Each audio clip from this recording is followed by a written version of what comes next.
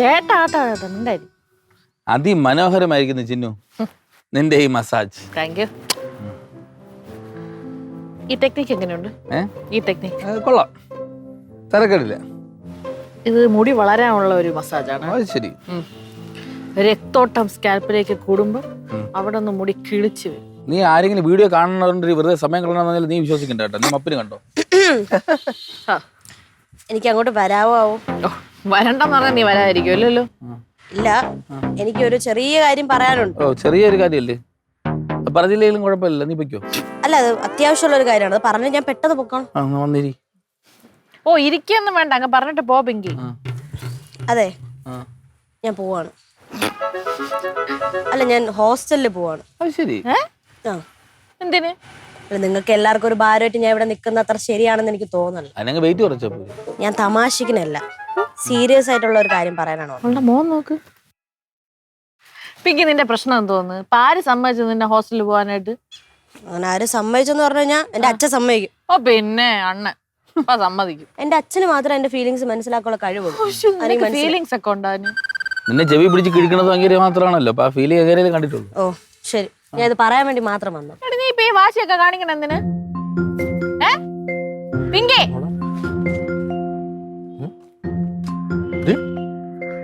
കട്ട സീരിയസ് ആണ്. പിങ്കി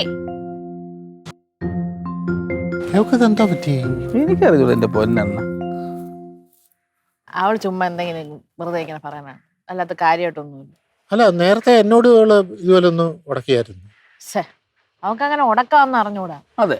അല്ല, എന്തോ ഒരു മാനസികമായിട്ട് എന്തോ ഒരു പ്രശ്നമുണ്ട്. അവൾക്ക് മാനസികമായിട്ട് ഒരു ചെറിയ കുറച്ച് പ്രശ്നങ്ങളുണ്ട്, എനിക്കറിയാതെ. എന്തോന്നു? ഇച്ചിരി കുശുമ്പ്, ശകല കുന്നായ്മ, കുറച്ച് കണ്ണൻ തിരിവ്, അങ്ങനെ എല്ലാം കൂടെ ചേർന്ന ഒരു കുണ്ടണി തങ്കമാണ് അവള്. അതല്ലടാ, എന്തോ പ്രശ്നമുണ്ട്.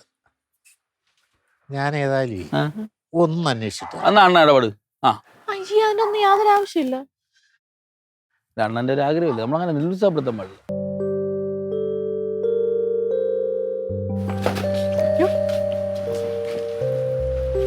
അയ്യോ മണി, അവളെ നോക്ക്, നല്ല വിഷമമുണ്ട്. എനിക്ക് അവള് പിണങ്ങിയിരിക്കുമ്പോ ഒരുമാതിരി തോന്നുന്നു. എന്തുകൊണ്ടോ ഇരിക്കണേ?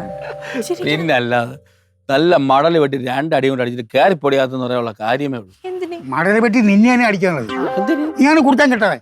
അത് ശരി. ഇപ്പൊ എന്നെ എന്തിനാ അടിക്കണ? എന്തിനാ ആവശ്യമില്ല പെണ്ണ് പറഞ്ഞതിന്. വെറുതെ കിടന്ന് ഇവിടെ കിടന്ന് വഴക്കം തന്നെ. അങ്ങനെയാണെങ്കിൽ ആവശ്യമില്ല, അച്ഛനല്ലേ എന്നെ പറഞ്ഞു. അപ്പൊ അച്ഛൻ അടിക്കണ്ടേ? അതെ, നമുക്ക് അവിടെ അടുത്ത് പോയിട്ട് ചോദിക്കാം എന്താ പ്രശ്നം എന്താന്ന്. അത് തന്നെ, എന്റെ കൊച്ചിന്റെ കാര്യം അത് സോൾവ് ചെയ്യട്ടു. മക്കളെ, പിണക്കത്തിലാണോ? പിന്നെന്തിങ്ങനെ മാറിയിരിക്കണേ? ചുമ്മാ മാറിയിരിക്കാൻ തോന്നുന്നു. അയ്യ പിങ്കി, നിനക്ക് ഈ മുഖം ഒട്ടും ചേരൂല കേട്ടാ. ഇല്ലടി, ഇതിൽ നിനക്കൊരു സൗന്ദര്യമൊക്കെ ഉണ്ട്. വലിയ ശല്യം തന്നെയല്ല ചേട്ടനെ കൊണ്ട്. എന്തുവാടി ഇങ്ങനെ ഇരിക്കാതെ മോൻ വെച്ച് ഇപ്പൊ എന്തോന്നുണ്ടായെന്നാണ്.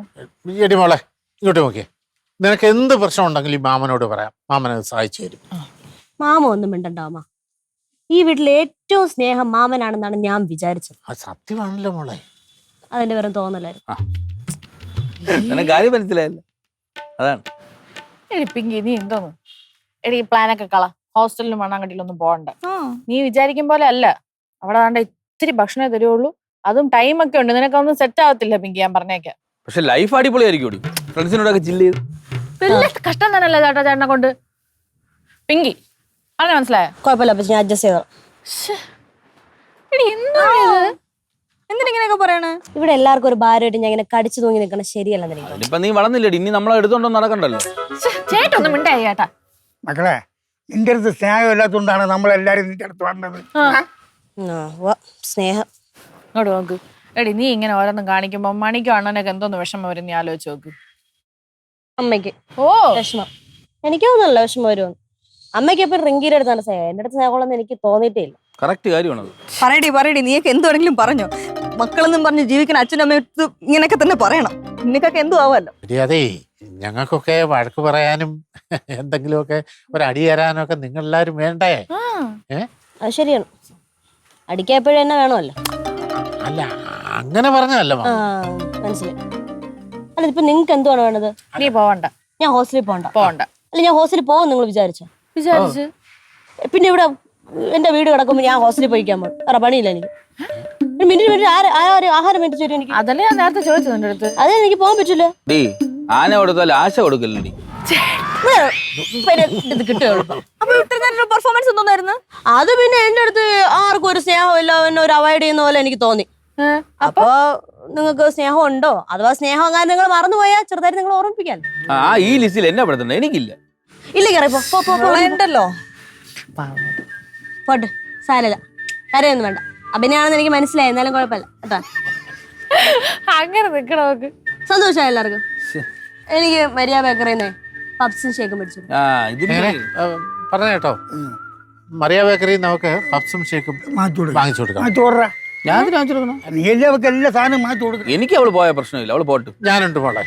വാങ്ങിച്ചു തരുമോ? വാങ്ങിച്ചു തരാനില്ല, കൂടെ വരാൻ. മാമന്റെ കൂടെ വരാൻ. അപ്പൊ വാങ്ങിച്ചു വാങ്ങിച്ചു തരാം. അപ്പൊ വാങ്ങിച്ചു തരുമോ?